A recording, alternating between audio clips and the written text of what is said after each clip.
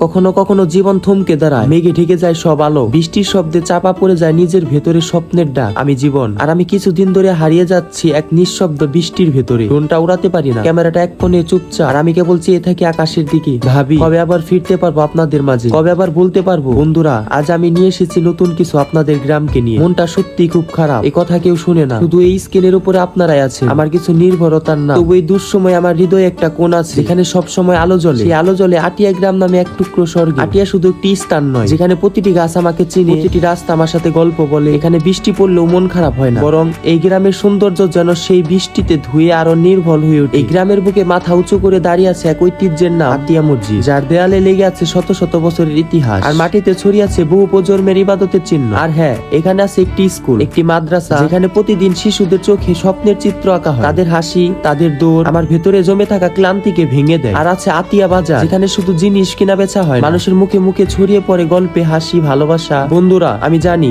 এতটা দিন আমি আপনাদের মাঝে নেই, ভিডিও দিতে পারছি না, তবে একটা কথা জানিয়ে রাখি, আপনাদের ভালোবাসা আমি প্রতিদিন অনুভব করি। বৃষ্টির দিন পেরিয়ে যাবে, আবার রোদের আলো ফিরবে আমার ক্যামেরায়, ড্রোন আবার উড়বে আকাশে, আর আমি জীবন আবার আপনাদের সামনে দাঁড়াবো। আবার দেখাবো আটিয়া গ্রামের বিকেলের আলো, বাজারের কোলাহল, ছোট্ট একটি শিশুর চোখে লুকিয়ে থাকা আগামী দিনের বাংলাদেশ। জীবনের পথ সবসময় মিত্র হয় না, তবে ভালোবাসা থাকলে ফিরে আসা শুধু সময়ের ব্যাপার।